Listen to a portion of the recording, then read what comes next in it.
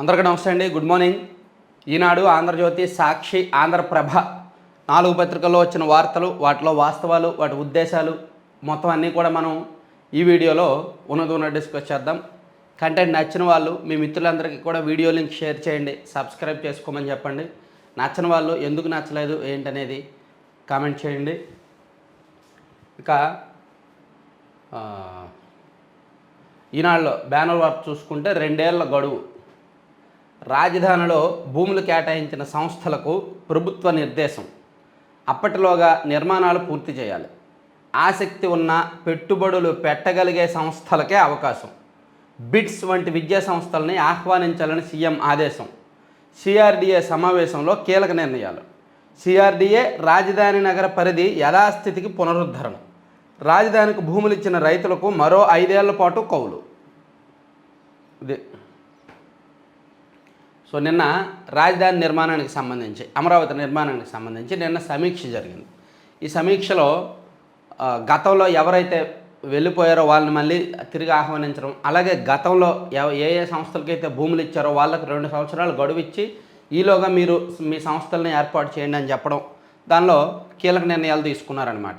రాజధాని అమరావతిలో స్థలాలు తీసుకున్న కేంద్ర రాష్ట్ర ప్రభుత్వ రంగ సంస్థలు, ప్రైవేటు సంస్థలు నిర్మాణాలు పూర్తి చేసేందుకు వాటికి 2 ఏళ్ల గడువు ఇవ్వాలని ప్రభుత్వం నిర్ణయించింది.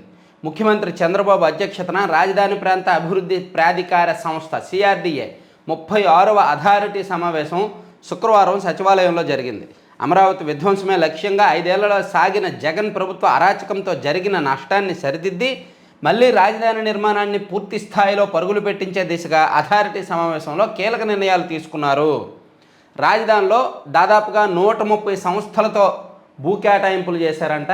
ఆ 130 సంస్థలతో కూడా వెంటనే టచ్లోకి వెళ్ళి, ఇదిగో మీకు 2 సంవత్సరాలు గడువు ఇస్తున్నాము, ఈ 2 ఏళ్లలో మీకు ఎందుకు భూములు తీసుకున్నారో ఆ పర్పస్ నెరవేర్చండి, సో మీ సంస్థలు ఏర్పాటు చేయండి అని కోరబోతున్నారనమాట. దాన్ని ఈనాడులో బ్యానర్ వార్తగా రాశారు. అలాగే సిఆర్డీఏ పరిధి, రాజధాని పరిధి గత ప్రభుత్వం కొంతమేర కుదించింది, తగ్గించింది. సో ఈ ప్రభుత్వం మొదట్లో ఏదైతే నిర్ణయించారో అదే నిర్ణయాన్ని తీసుకున్నారనమాట. సిఆర్డీఏ పరిధి 8352.69 చదరపు కిలోమీటర్లు ఉండేది. కానీ దాన్ని వైసీపీ అధికారంలోకి వచ్చాక 6993.24 చదరపు కిలోమీటర్లకు తగ్గించింది, కుదించింది. సో ఈ ప్రభుత్వం మళ్ళీ పాత ఏదైతే ఉందో పరిధి దానికి విస్తరించిందనమాట. సో వైసీపీ ప్రభుత్వం తీసుకున్న పరిధి తగ్గింపు నిర్ణయాన్ని తీసేసింది. అలాగే రాజధాని అమరావతి పరిధి 217 చదరపు కిలోమీటర్లుగా గత ప్రభుత్వం, టీడీపీ ప్రభుత్వం నిర్ణయిస్తే వైసీపీ దాన్ని 163 చదరపు కిలోమీటర్లకు కుదించింది. సో ఇప్పుడు మళ్ళీ ఈ ప్రభుత్వం ఆ 217 చదరపు కిలోమీటర్లు కానీ, అంటే పాత టీడీపీ హయాంలో ఏదైతే నిర్ణయం తీసుకున్నారో దాన్ని పునరుద్ధరించారన్నమాట.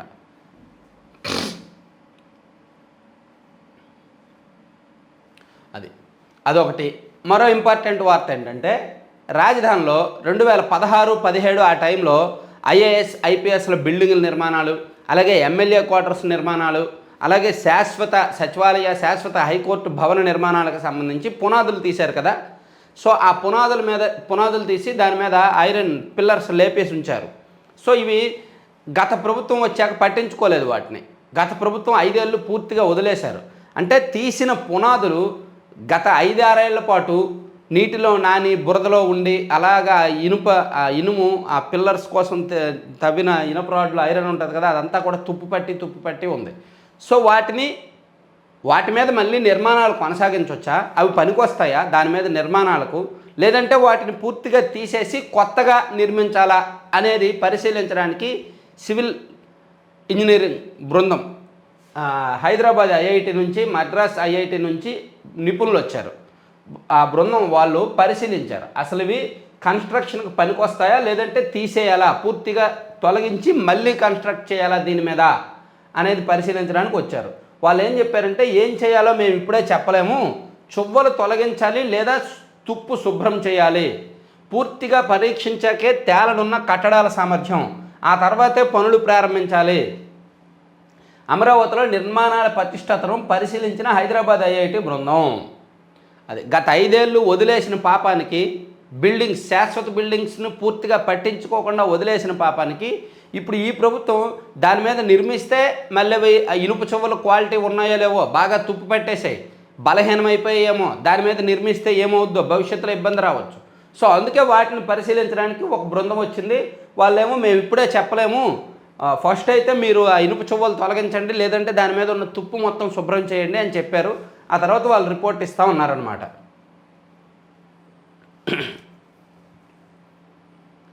ఇక మనుబాకర్ 2 కాంస్య పథకాలు సాధించారు.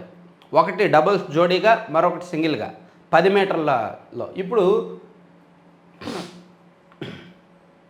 25 మీటర్ల పిస్టల్లో ఆమె ఫైనల్కి వెళ్ళారు. సో ఈరోజు మధ్యాహ్నం 1:30 టైం కల్లా ఆమె ఫైనల్స్ ఆడతారు. ఆ టైంకి తేలిపోద్ది మరో పథకం ఆమెకు వస్తుందా రాదా అనేది. జస్ట్ ఒక అడుగు దూరంలో ఉన్నారు 3వ పథకానికి.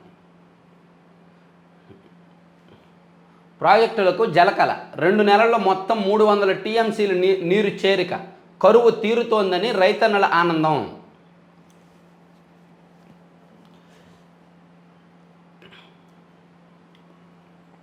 ఇదిగోండి, శ్రీశైలంలోనేమో పూర్తి స్థాయి నీటి నిల్వ 215.81 టీఎంసీలు అయితే నిన్న సాయంత్రానికి 208.72 టీఎంసీలు ఉంది.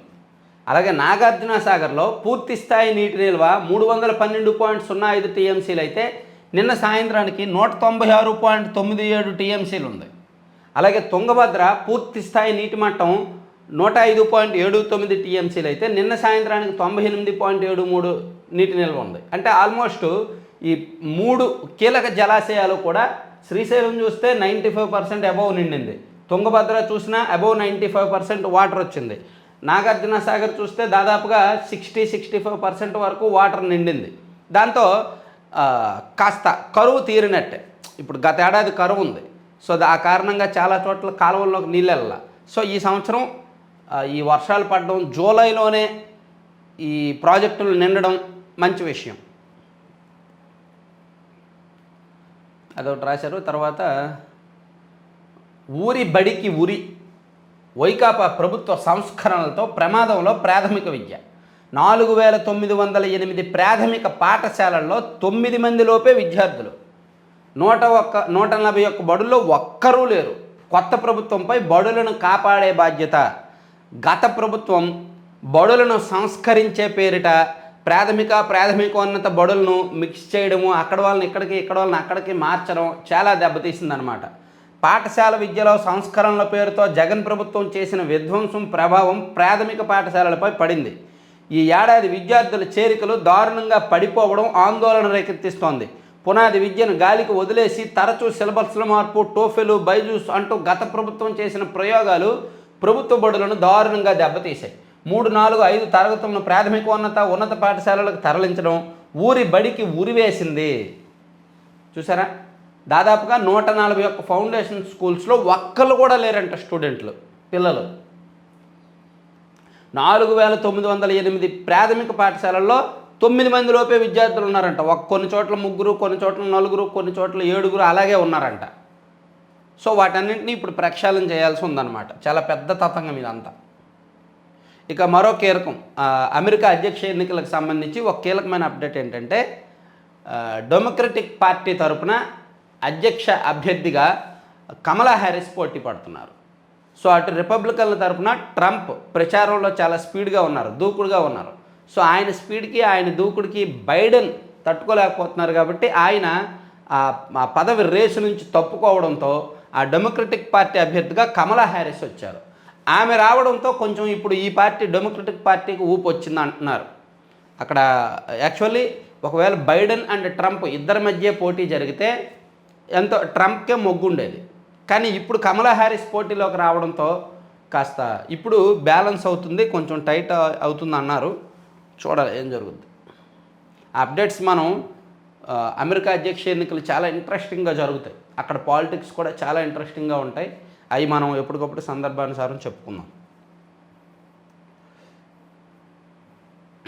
ఇవి ఈనాడు ఫస్ట్ పేజీ వార్తలు. సాక్షికి వెళ్దాం.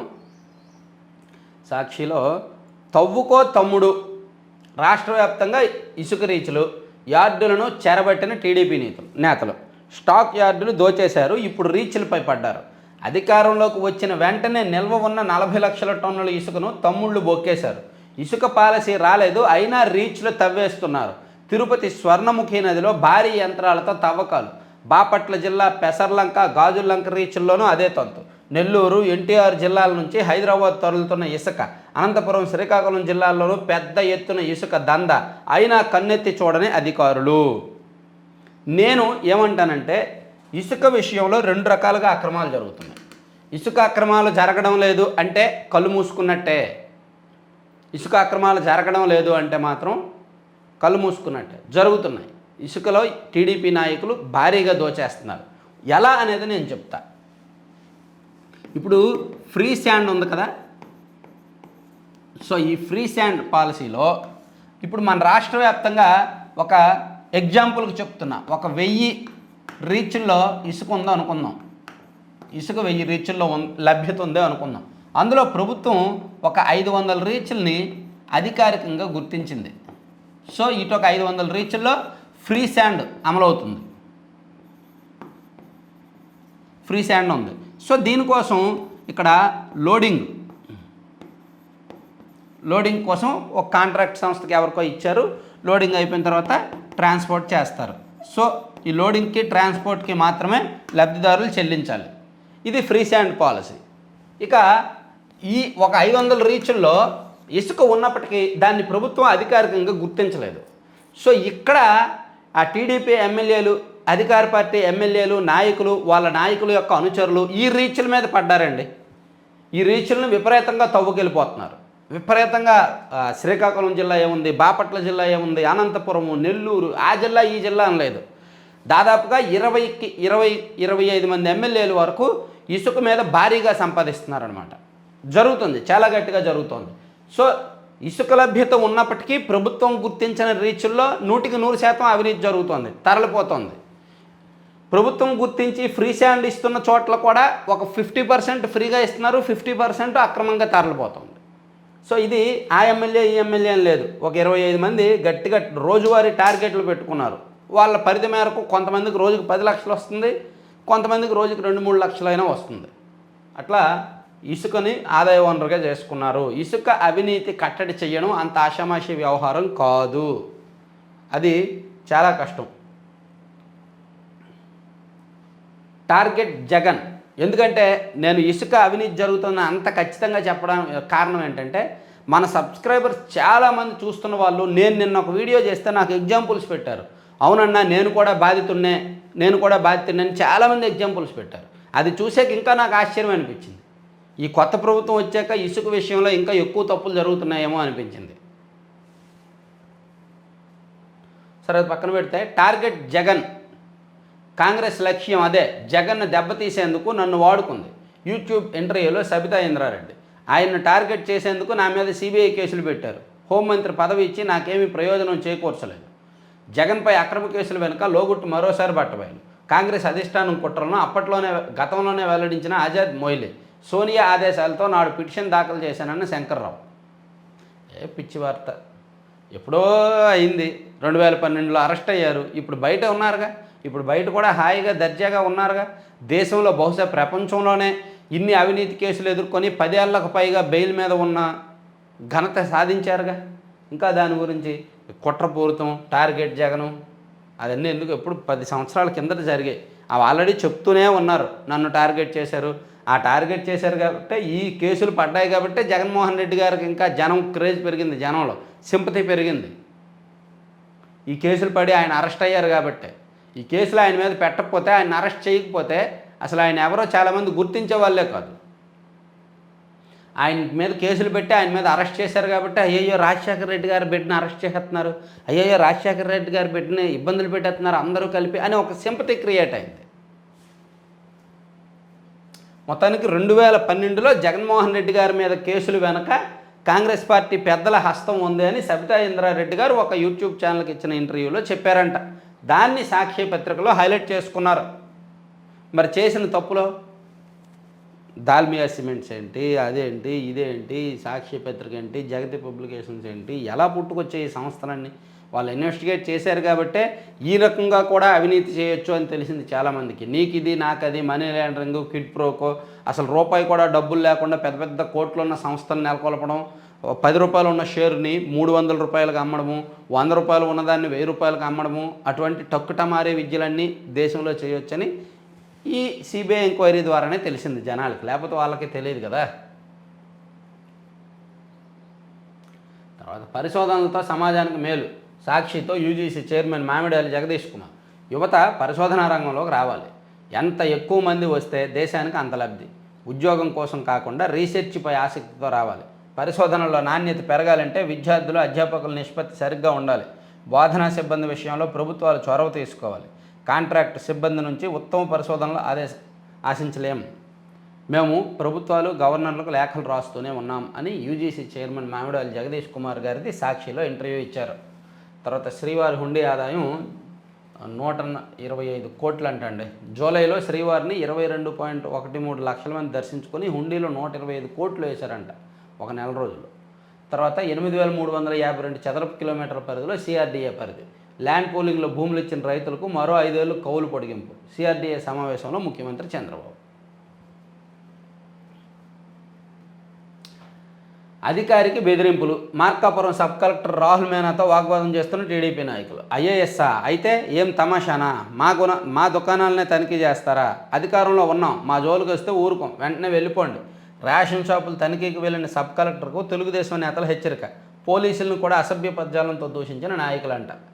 ఇది ఒకటి ఇచ్చారు అధికారిక బెదిరింపులని. తర్వాత అసిస్టెంట్లు తొలగింపులు అక్రమంగా తొలగిస్తున్నారు. ఉపాధి ఫీల్డ్ అసిస్టెంట్ల ఆందోళన. 2 నెలల్లో 2360 మంది తొలగింపు. రాజకీయ బెదిరింపులతో 4 ఆత్మహత్య. పంచాయతీరాజ్ కమిషనరేట్ ముందు ధర్నా. తొలగించిన వారిని తక్షణం విధుల్లోకి తీసుకోవాలని డిమాండ్. ఇక్కడ ఫీల్డ్ అసిస్టెంట్లను తొలగించడానికి కారణం గత ప్రభుత్వమే. గతంలో అధికారంలోకి వచ్చిన వైసీపీ ప్రభుత్వం ఏం చేసింది? అప్పటి వరకు ఉన్న ఫీల్డ్ అసిస్టెంట్లని, రేషన్ డీలర్లని, వాళ్ళని వీళ్ళని మార్చేసి వాళ్ళకు అనుకూలమైన వాళ్ళని నియమించుకున్నారు. సో దానికి నాంది పలికింది వైసీపీ ప్రభుత్వమే. అదే అప్పుడు వాళ్ళు మార్చలేదనుకో, ఇప్పుడు వీళ్ళు మార్చేవాళ్ళు కాదు. అప్పుడు వాళ్ళు మార్చారు కాబట్టి ఇప్పుడు వీళ్ళు మారుస్తున్నారు. వాళ్ళు చేసిన పాపాన్ని వీళ్ళు శుద్ధి చేస్తున్నారు. వీళ్ళకు అనుకూలమైన వాళ్ళని వీళ్ళు పెట్టుకుంటున్నారు. వాళ్ళకు అనుకూలమైన వాళ్ళని వాళ్ళు పెట్టుకున్నారు కాబట్టి వాళ్ళని తొలగించి వీళ్ళకు అనుకూలమైన వాళ్ళని వీళ్ళు పెట్టుకుంటారు. అది రాజకీయం. ఎవరు అధికారం ఉందో వాళ్ళు ఆడే power game, power political game. అందులో బాధితులుగా ఉండేది మా ప్రభుత్వం అధికారంలోకి వచ్చింది అని చెప్పి దానిలో చేరిపోయే వాళ్ళే బాధితులు అవుతారు. నెక్స్ట్ ప్రభుత్వం వస్తే ఊడిపోతారు కదా అని. తర్వాత న్యాయం కోసం విజ్ఞాపనలు. గ్రామ వాలంటీర్లను కొనసాగించాలి. రాష్ట్ర ప్రభుత్వం ఎన్నికల సమయంలో ఇచ్చిన హామీ మేరకు గ్రామ వాలంటీర్లను కొనసాగించి నెలకు 10,000 వేతనం అమలు చేయాలని అల్లూరు సీతారామరాజు జిల్లా వాలంటీర్ల సంఘం అధ్యక్షుడు కొమ్మ రాంబాబు కలెక్టర్ దినేష్ కుమార్కు విజ్ఞప్తి చేశారు. వాలంటీర్ల విషయంలో ప్రభుత్వం ఒక నిర్ణయం తీసుకుందంట. ప్రాథమికంగా మనకు తెలిసిన దాని ప్రకారం ఇప్పుడు వరకు, అంటే సింపుల్గా చెప్తా, నాకు తెలిసినంత వరకు వాలంటీర్లు మొత్తం మీద 2,64,000 మంది కదా ఫస్ట్లో ఉండేది. ఇది 2019 అక్టోబర్లో నియమించిన వాలంటీర్ల సంఖ్య ఇది. సో ఇది 2024 ఎన్నికల సమయానికి చాలామంది రిజైన్ చేశారు. ఆ రిజైన్ చేయగా మిగిలిన వాళ్ళు 1,75,000 మంది మిగిలారు. సో ఇప్పుడు వీళ్ళు ఉన్నారు. సో వీళ్ళలో చాలా వరకు వైఎస్ఆర్ కాంగ్రెస్ పార్టీ నియమించిన వాళ్ళు, వైఎస్ఆర్సీపీ అభిమానులు, వాళ్ళు వీళ్ళు ఉన్నారు. కాకపోతే ఎన్నికల సమయంలో వైసీపీ ఒత్తిళ్లను తట్టుకొని రాజకీయ బెదిరింపులు లొంగకుండా రాజీనామా చేయకుండా వీళ్ళందరూ ఉన్నారు. సో రిజైన్ చేసిన 90,000 మందిని తీసుకోరు. రిజైన్ చేసిన 90,000 మంది మళ్ళీ తీసుకోరు. సో వీళ్ళల్లో కూడా స్క్రూట్ని, జల్లెడ పడతారు. వీళ్ళల్లో కూడా జల్లెడ పట్టి ఇప్పుడు 50 కుటుంబాలకు ఒక వాలంటీర్ అన్నారే, సో వాళ్ళని నాకు తెలిసి సచివాలయానికి ఒక వాలంటీర్ని పరిమితం చేసి, లేదా 100 కుటుంబాలకు ఒక వాలంటీర్నో, 120 కుటుంబాలకు ఒక వాలంటీర్నో పరిమితం చేసి ఈ 1,75,000 మందిని కాస్త ఒక 70 నుంచి 80,000 మందిని మాత్రమే ఉంచుతారు. సో వాళ్ళకి 10,000 జీతం ఇస్తారు అనేది ప్రభుత్వం ప్రాథమికంగా తీసుకున్న నిర్ణయం. అంటే వాలంటీర్ల వ్యవస్థ ఉంటుంది, కానీ ఉన్న వాలంటీర్లు అందరూ ఉండరు. కొంతమంది లేచిపోతారు, కొంతమందిని తీసేస్తారు. అది ప్రభుత్వం జల్లెడ పడుతుంది. అది టైం పడుతుంది. ఆ ప్రొసీజర్ మేబీ సెప్టెంబర్, అక్టోబర్ వరకు అవ్వచ్చు అంటున్నారు. అంటే ప్రభుత్వం వాలంటీర్ల విషయంలో కొన్ని కఠిన నిర్ణయాలు తీసుకోవాలి. ఉన్న ఎక్కువ మందిని తొలగించేసి వాళ్ళని సగం మంది చేసి 70,000 మందినో 80,000 మందినో చూసి సచివాలయానికి ఒకరినో లేదంటే 120, 150, 100 కుటుంబాలకు ఒకరినో చూసి వాళ్ళకి 10,000 జీతం ఇచ్చి వాళ్ళకు వర్క్ పెంచుతారు, వర్క్ ప్రెజర్. అది ప్రభుత్వం అనుకుంటుంది ప్రాథమికంగా. 14 నుంచి నీట్ యూజీ కౌన్సిలింగ్ మంచిది. రానున్న 100 రోజులు కార్యాచరణపై దృష్టి సిఎస్. హైకోర్టులో 9 న్యాయమూర్తుల పదవులు ఖాళీ. కేంద్ర మంత్రి అర్జున్ రామ్ మేఘ్వాల్. అధైర్యపడొద్దు నేనున్నా. వైఎస్ జగన్తో సెల్ఫీలు దిగుతున్న అభిమానులు. ఉమ్మడి విశాఖ స్థానిక సంస్థల ఎమ్మెల్సీ అభ్యర్థిగా బొత్స. పార్టీ నేతలతో చర్చించి ఖరారు చేసిన జగన్ కలిసికట్టుగా పనిచేయాలని నాయకులకు దిశానిర్దేశం. బొత్స సత్యనారాయణ చాలా స్ట్రాంగ్ అభ్యర్థి. అక్కడ ఎన్నిక చాలా రసవత్తరంగా ఉండబోతోంది.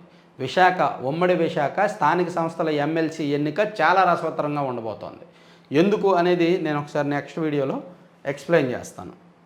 ఒకవైపు పవర్ గేము, మరోవైపు నెంబర్ గేము. ఒకరికేమో నెంబరింగ్ ఉంది, మరొకరికి పవర్ ఉంది. సో ఏం జరుగుద్దో చూద్దాం. సరే, సాక్షిని పక్కన పెట్టి ఆంధ్రజ్యోతికి వెళ్దాం. ఆంధ్రజ్యోతిలో చూసుకుంటే అమరావతి వైభవం. 5 ఏళ్ళు ఆగిన మాస్టర్ ప్లాన్ తిరిగి ప్రాణం. కృష్ణానదిపై 4 ఐకానిక్ బ్రిడ్జీల నిర్మాణం. కరకట్టపై సెంట్రల్ డివైడర్తో 4 లైన్ల రోడ్డు. ఇన్నరు, ఔటర్ రింగ్లు, ఈస్టర్న్ వెస్ట్రన్ బైపాస్లు. రాజధానిలో నిర్మాణ పనులు ఇక పరుగులు. టాప్ 10 కాలేజీలు, ఆసుపత్రులు వచ్చేలా కృషి. సంపద కేంద్రంగా రాజధానిలో నిర్మాణాలు. అందుకు కలిసి వచ్చే సంస్థలకే భూములు. గతంలో భూములు తీసుకున్న సంస్థలతో మాట్లాడతా యాక్టివ్గా ఉంటే మరో ఛాన్స్. సిఆర్డీఏ పరిధి యథాతథం. రైతులకు కౌళ్లు, భూమి లేని కూలీలకు పింఛన్లు మరో 5 ఏళ్ల పాటు పొడిగింపు. ఆఫీసులపై సంస్థలకు మరో 2 ఏళ్ల గడువు. సిఆర్డీఏ భేటీలో చంద్రబాబు కీలక నిర్ణయం. చెప్పుకున్నాం కదా ఇందాక. సో దాన్ని ఇంకొంచెం డీటెయిల్డ్గా దీనిలో రాశారు కాబట్టి చెప్పారు. అప్పుల కుప్ప ఏపీ. జిఎస్డిపిలో 36% రుణాలే. 20% కట్టడి చేయడం సవాలే. తాజా నివేదికలో ఎన్ఐపిఎఫ్పి వెల్లడి. రెవెన్యూ వ్యయంలో ఆర్థిక సేవల వాటా తగ్గుముఖం. 47% ఖర్చు సామాజిక సేవలపైన. కీలక రంగాలపై వ్యయం 7%. రెవెన్యూ వసూళ్లకు కూడా తగ్గాయి. నానాటికి పెరుగుతున్న రెవెన్యూ లోటు. జిఎస్డిపిలో 36% రుణాలు ఉన్నాయంట మనకి. టీడీపీ ఆఫీస్పై దాడి చేసిన మీ కార్యకర్తలపై ఏం చర్యలు తీసుకున్నారు? ఓ పార్టీ శ్రేణులు వందలాదిగా వెళ్ళి వేరే పార్టీ ఆఫీస్పై దాడి చేయడమా? ప్రజాస్వామ్య దేశంలో దీన్ని ఎలా చూడాలి? ముందస్తు బెయిల్ కోరిన వైసీపీ నేతలకు హైకోర్టు ప్రశ్నలు. అది టీడీపీ ఆఫీస్ మీద దాడి చేసిన మీ పార్టీ కార్యకర్తలపై ఏం చర్యలు తీసుకున్నారంటే ఏం చర్యలు తీసుకోవాలా? తిరిగి ఏం చెప్పారంటే సమర్థించారు. నన్ను ఎవరో అన్నారు, నన్ను అండం తట్టుకోలేక నా అభిమానులు వెళ్ళి ఆఫీస్ మీద దాడి చేశారని చెప్పి చాలా సింపుల్గా సమర్థించారు దాన్ని. అప్పుడున్న డీజీపీ గారు కూడా రాజకీయ విమర్శల్లో భాగంగా ఆ పార్టీ అధినేతను అనేసరికి ఆ పార్టీ అభిమానులు తట్టుకోలేక ఆ కోపంతో వెళ్ళి దాడి చేశారని చెప్పి అప్పుడున్న డీజీపీ గారు కూడా అలాగే సమర్థించారు. అందుకే ఆ పాపాన్ని అనుభవిస్తున్నారనమాట. చేసిన పాపం ఊరికే పోదు కదా. ఏడుపు పింఛన్ల పంపిణీ తట్టుకోలేని రోతపత్రిక. ఊరూరా ఇంటింటికి తెచ్చి ఇవ్వలేదంటూ రాతలు. వాస్తవాలు పక్కన పెట్టి వక్రీకరణలు. మరి ఆ పత్రిక పుట్టిందే అందుకు కదా, వక్రీకరణలకు కదా. వాళ్ళు అనుకూలంగా ఉంటే భజన వార్తలు, వాళ్ళ ప్రభుత్వం ఉంటే భజన వార్తలు, వాళ్ళ ప్రభుత్వం లేకపోతే ఏడుపు వార్తలు. ఇదే ఆ పత్రిక క్వాలిటీ. ఒకే రోజు 64 లక్షల మంది పేదలకు సామాజిక పెన్షన్లు ఇచ్చినా 97.5% మందికి ఒకటే తేదీనే పంపిణీ చేసిన జగన్ రోతపత్రికకు ఏడుపే. వాలంటీర్లు లేకున్నా పెన్షన్ల పంపిణీ సక్రమంగా జరగడాన్ని జీర్ణించుకోలేనంతగా ఏడుపు అని సాక్షి కౌంటర్ రాశారనమాట ఆంధ్రజ్యోతిలో. 8,000 కోట్లు అంటండి ఒకే రోజు. పింఛన్లు ఇచ్చారు, జీతాలు ఇచ్చారు, విశ్రాంతి ఉద్యోగులకు ఇవ్వాల్సిన పెన్షన్లు ఇచ్చారు. దాదాపుగా 8,000 కోట్లు పంచిపెట్టారు ఒకే రోజులో. నిధులు ఇవ్వకుండా ఉక్కును చంపేస్తారు. వైజాగ్ స్టీల్పై మోదీ డబుల్ గేమ్. రూపాయి సాయం చేయకుండా వెంటిలేటర్పై పెట్టారు. అదాని, అంబానీ, జిందాల్ వంటి వాళ్లకు కట్టబెట్టేందుకు ముహూర్తం ఫిక్స్. షర్మిల. విశాఖ స్థానిక సంస్థల ఎమ్మెల్సీ అభ్యర్థిగా బొత్స. ఓకే,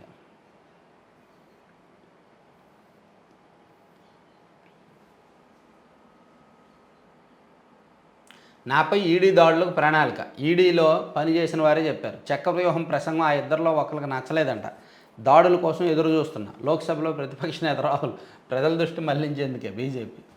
పశ్చిమ కనుమల్లో మైనింగ్ బంద్. 6 రాష్ట్రాల్లో 56,800 కిలోమీటర్ల ప్రాంతం పర్యావరణ పరంగా సున్నితమైంది, మైనింగ్ క్వారింగ్ నిషేధం అని ఇచ్చారు. ఓకే, తర్వాత నైపుణ్య గణనకు రెడీ 15 నుంచి 59 ఏళ్ల మధ్య ఉన్నవారి వివరాల సేకరణకు సన్నాహాలు. కేవలం చదువుకున్న వారే లక్ష్యం కాదు, వ్యవసాయం నుంచి గృహిణుల వరకు ప్రతి వృత్తిదారు నైపుణ్యాల అంచనా. మంచిది. ఈ నైపుణ్య గణనతో చాలా బాగుంటుంది. దేశంలో ఫస్ట్ టైం జరుగుతుంది. అంటే మీలో ఉన్న ప్రతిభ ఏంటి, మీకున్న టాలెంట్ ఏంటి, మీకున్న నైపుణ్యం ఏంటి అనేది చూసి సో రాష్ట్ర వ్యాప్తంగా ఏ రంగంలో ఏ అంశంలో ఎవరెవరికి ఎటువంటి నైపుణ్యాలు ఉన్నారనేది ఒక ఫైల్ తయారు చేసి దాన్ని బట్టి తదుపరి నిర్ణయాలు తీసుకుంటారు. సో ఇది ఆంధ్రజ్యోతి. తర్వాత ఆంధ్రప్రభలో చూసుకుంటే స్మార్ట్ ఫోన్లు పేదరికాన్ని తరిమేశాయి. 6 ఏళ్లలో 80 కోట్ల మందికి పేదరికం నుంచి విముక్తి. స్మార్ట్ ఫోన్ల విస్తృతి, ఇంటర్నెట్ వినియోగంతో ఇది సాధ్యం. నిజమే, ఒక రకంగా స్మార్ట్ ఫోన్లు ఆ రకంగా కూడా మంచి చేసేలే. 24 గంటల్లో బ్రిడ్జి కట్టారండి. వైనాడులో సహాయక చర్యల్లో భాగంగా ఒక నది మీద 24 గంటల్లో బ్రిడ్జి కట్టారు. తాత్కాలిక బ్రిడ్జి అయినా సరే చాలా స్ట్రాంగ్గా కట్టారు. ఇదిగోండి, ఆర్మీ వెహికల్స్ కూడా దాని మీద తిరిగేలాగా ఆర్మీ వాళ్ళు కట్టారనమాట. తర్వాత కొల్లేరుకు కొత్త కళ ఎలా, ప్రత్యామ్నాయ మార్గాలుగా అన్వేషణ. ఉన్నతాధికారులు ప్రజాప్రతినిధులతో కమిటీలు. అభయారణ్యం సంరక్షణకు ప్రత్యేక కార్యాచరణ. ముంపు నివారణ, మంచినీటి వసతుల కల్పనపై దృష్టి. ఆక్వా మాఫియాపై ప్రభుత్వం ఆరా. ఆక్వా మాఫియాపై ప్రభుత్వం ఆరా ఏం లేదమ్మా. ఏ గవర్నమెంట్ అధికారంలో ఉంటే, ఏ ఎమ్మెల్యే అధికారంలో ఉంటే ఆ ఎమ్మెల్యేలు దాని మీద చెరువులు తవ్విస్తారు. చెరువులు తవ్వించి స్థానిక నాయకులకు ఇస్తారు. వాళ్ళ నుంచి వాటాలు తీసుకుంటారు. ఎవరు అధికారంలో ఉన్నా జరిగేది అదే. కొల్లేరే అక్కడ ఆర్థిక వనరు. ఆ 2 నియోజకవర్గాలకు, ఏలూరు, దెందులూరు, కైకలూరు, ఆ 3 నియోజకవర్గాలకు. కౌలు రైతుల నిరుపేదల పెన్షన్లు మరో 5 ఏళ్ళు పొడిగింపు. సిఆర్డీ ఇందాక చూసుకున్నాము. రాజధానికి పాత హద్దులు ఇందాక చెప్పుకున్నాము. తర్వాత రోజుకి 25 గంటలు భవిష్యత్తు కాలమానంలో మార్పులు. భూమికి దూరంగా వెళ్తున్న చంద్రుడు, అందువల్లే విపరీత పరిణామం. రోజుకి 25 గంటలు అంట. ఒక ఆసక్తికరమైన వార్త రాశారు. తర్వాత ఎమ్మెల్సీ అభ్యర్థి బొత్స. ఓకే, వంశీ కోసం హైదరాబాద్లో గాలింపు, అరెస్ట్ చేయలేదని ఎస్పీ స్పష్టీకరణ. వంశీ ప్రధాన అనుచరులు 2 అరెస్ట్. ఇది అసలు మన మీడియా, మెయిన్ స్ట్రీమ్ మీడియా ఎంత కళ్ళు లేనిది, ఎంత చెత్త మీడియాలో మనం ఉన్నాము అనడానికి వల్లభనేని వంశీ అరెస్టే ఒక పెద్ద ఉదాహరణ. నిన్న ఏబిఎన్లో వచ్చింది వల్లభనేని వంశీ అరెస్ట్ అని, ఎన్టీవీలో వచ్చింది బ్రేకింగ్ అని, ఇంకా టీవీ9లో చాలా అనేక మీడియాల్లో వేశారు. మహా న్యూస్లో అయితే దాని మీద డిబేట్లే పెట్టారు. కానీ వల్లభనేని వంశీ అరెస్ట్ జరగలేదు అని చెప్పిన ఏకైక ఛానల్ మనది. వల్లభనేని వంశీ అరెస్ట్ జరిగిందని అన్ని ఛానల్స్ వేస్తున్నా, అరే అరెస్ట్ జరగలేదు, ఆయన్ను పోలీసులు పట్టుకోలేదు అని చెప్పిన ఏకైక ఛానల్ మనది. ఇదిగోండి, నేను నిన్న వీడియో వచ్చాను. అయితే ఆ వీడియోకి నన్ను తిట్లు కూడా కాశారు. ఇదిగోండి, media over action, Vamshi arrest అబద్ధమే, దానికి వ్యూస్ తక్కువ వచ్చాయి. చూడండి, 10,000 వ్యూస్ కూడా రాలా. అది నిజం, ఇది నిజం. నిజం చెప్పాను కాబట్టి 10,000 వ్యూస్ కూడా రాలా. అదే సెన్సేషనల్ అబద్ధం చెప్పుంటే బేభత్సంగా వ్యూస్ వచ్చేవి. వంశీ అరెస్టు, షాక్ ట్రీట్మెంట్ ఇస్తున్న పోలీసులు, బిగ్ బ్రేకింగ్ అని పెడితే 1,00,000 వ్యూస్ దాటేవి, 2,00,000 వ్యూస్ వచ్చేసేవి. కానీ ఇది నిజం, వంశీ అరెస్ట్ అబద్ధమే అనేది నిజం. నేను ఒక నిజమైన అంశం చెప్పాను. ఈ నిజం చెప్పడం కోసం నేను చాలా చాలా లోతుగా చాలామందితో మాట్లాడి తెలుసుకున్నాను అసలు వంశీ ఎక్కడున్నారు. ఆయన నిన్నగాక మొన్న 2 రోజుల ముందు గోవాలో ఉన్నారు. గోవాలో ఉన్నారు. సో నిన్న ఎక్కడున్నారు అనేది తెలీదు. ఆయన హైదరాబాద్లో ఉన్నారు అనుకొని పోలీసులు హైదరాబాద్ వెళ్ళారు. కానీ ఆయన హైదరాబాద్లో దొరకలేదు. అసలు వంశీ అరెస్ట్ అనేది జరగలేదు. కానీ వంశీ అరెస్ట్ అని ఒక ఫేక్ వార్తను వైరల్ చేశారు. నేను ఆయన అరెస్ట్ జరగలేదు అన్నందుకు వ్యూస్ తక్కువ వచ్చాయి. చూసిన వాళ్ళు కూడా చాలామంది నన్ను తిట్టారు. నీకేం తెలీదు, వంశీ అరెస్ట్ జరగలేదు, నువ్వెలా చెప్పగలవు, నువ్వు ఆయన దగ్గర డబ్బులు తీసుకున్నావు, నువ్వు వైసీపీ వాళ్ళకు అమ్ముడిపోయావని చెప్పి నన్ను తిట్టారనమాట. సో నిజాలు ఎవరికి అవసరం లేదు. చాలామందికి నిజాలు అవసరం లేదు. చాలామందికి ఒక అబద్ధం కావాలి, లేదా ఒక సెన్సేషన్ కావాలి. నిజం అనేది ఒకటే ఉంటుంది. అబద్ధాలకి ఎన్ని రకాలుగా ఎన్ని రూపాల్లో అయినా చెప్పొచ్చు, సెన్సేషనల్గా చెప్పొచ్చు. సో అదనమాట. నాకు నిన్న చాలా స్పష్టంగా అర్థమైంది. అనవసరంగా నిజం చెప్పాను, నేను కూడా అన్ని మీడియాలాగానే అరెస్ట్ అని చెప్పేయాల్సింది అని అనుకున్నా. కానీ మనకున్న మూల సిద్ధాంతాలు వదిలేయలేం కదా. సో అందుకే దాన్ని కొనసాగించానమాట. సో వల్లభనేని వంశీ అరెస్ట్ జరగలేదు అనేది వాస్తవం. సరే, ఈనాడులో లోపల పేజీలకు వెళ్తే అక్టోబర్ 1 నుంచి నూతన మద్యం విధానం అంటండి. ఎక్సైజ్పై సమీక్షలో ముఖ్యమంత్రి చంద్రబాబు నిర్ణయం. సో ఎక్సైజ్ శాఖ ఉంది కదా, దాని మీద నూతన మద్యం విధానం తీసుకొస్తారు. అలాగే బ్రాండ్లు నాణ్యతపై అధ్యయనానికి కమిటీలు, ఇప్పుడున్న బ్రాండ్లు ఏంటి, దానిలో ఉన్న క్వాలిటీ ఏంటి, ఇదంతా కూడా రీసెర్చ్ చేయడానికి ఒక కమిటీ వేస్తున్నారంట. అంటే ప్రభుత్వమే మద్యం అమ్మాలా లేదా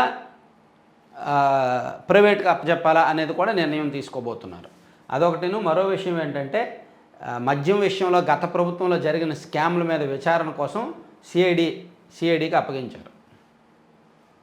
అవసరమైన చోటల్లో మహిళా వసతిగృహాలు, పిల్లల సంరక్షణకు ప్రత్యేక కేంద్రాలు, మహిళా శిశు సంక్షేమ శాఖపై సమీక్షలో ముఖ్యమంత్రి దిశానిర్దేశం.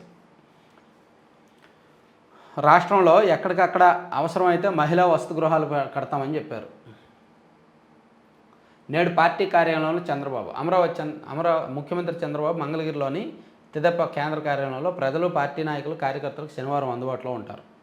ఆరోగ్యశ్రీ బకాయిలు ఆగస్టు 10వ తేదీన కొన్ని బకాయిలు విడుదల చేస్తామని ప్రభుత్వం చెప్పింది. 1600 కోట్లు బకాయిలు ఉన్నారు కదా, అట్లీస్ట్ ఒక 500-600 కోట్లు అయినా సరే 10వ తేదీన ఇస్తామని చెప్పారు. తర్వాత తెదేపా కార్యాలయంపై దాడి చేసిన వారిపై మీరు ఏం చర్యలు తీసుకున్నారు? ఏమి తీసుకోలేదు, తిరిగి ఎంకరేజ్ చేశారు. వాళ్ళు ఏం చర్యలు తీసుకున్నారు? హైగ్రేవాకు 5.43 కోట్ల జరిమానా. విశాఖలో గనుల శాఖ కళ్ళుగప్పి సాగించిన అక్రమాలపై ఆ శాఖ అధికారులు కొరడా జల్పించారు. ఎండాళ్ళలో సర్వే నెంబర్ 92లో నిబంధనలకు విరుద్ధంగా 5 హెక్టార్లలో చేపట్టిన తవ్వకాలు, గ్రావెల్ తరలించిన నేపథ్యంలో భారీగా జరిమానా విధించారంట హైగ్రేవాకి. ఇసుక అక్రమ తవ్వకాల లెక్కలు శాస్త్రీయంగా తేలుస్తున్నాం, దీనిపై అధ్యయనం జరుగుతోంది. నివేదిక సమర్పణకు 3 నెలల సమయం పడుతుంది, సుప్రీంకోర్టుకు తెలిపిన ఆంధ్రప్రదేశ్ ప్రభుత్వం. సో గత ప్రభుత్వ హయాంలో జరిగిన ఇసుక అక్రమాల మీద అధ్యయనం జరుగుతోంది, మేము టైం పడుతుంది, మేము రిపోర్ట్ ఇస్తామని చెప్పారంట.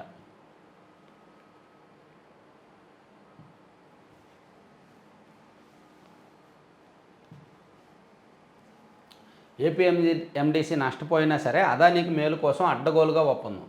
ఇది పూర్వపు ఎండీ వెంకటరెడ్డి వ్యవహారం. బొగ్గు టెండర్లో బరితెగింపు. బొగ్గు ఏంటి? బొగ్గు, గనులు, ఇసుక, గ్రానైట్ అన్నిట్లోనా కూడా పెద్దిరెడ్డి గారికి అండ్ వైసీపీలో కొంతమంది నాయకులకు ఇచ్చేశారు. పసిమొగ్గను చిదిమేసిన పెదనాన్న, మరదల కుమార్తెపై అత్యాచారం, ఆపై పెన్నాలో పూడ్చివేత. అబ్బా, ఈ దారుణాలు పెరిగిపోతున్నాయండి, చాలా దారుణాలు పెరిగిపోతున్నాయి. తెర మీదకు ఎస్టీ వర్గీకరణ. సో ఎస్సీ వర్గీకరణ మీద ప్రభుత్వం సుప్రీం అనుకూల తీర్పు ఇచ్చింది కాబట్టి ఇప్పుడు ఎస్టీ వర్గీకరణ అంశం కూడా తెర మీదకు వచ్చిందనమాట. వైకాపా కార్యకర్తలపై జగన్ భద్రతా సిబ్బంది జులుం, సెల్ ఫోన్ లాక్కొని విసిరేసిన పోయినం, ఎంతో దూరం నుంచి వస్తే లోపలికి అనుమతించరా అంటూ ఆందోళన.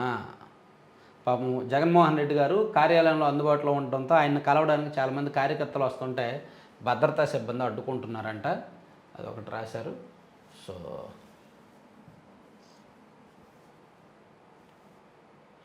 ఇవి 4 పత్రికల్లో ఉన్న వార్తాంశాలు అన్నమాట. ఇంకా కొన్ని కీలకమైన వార్తలతో మళ్ళీ కలుద్దాం.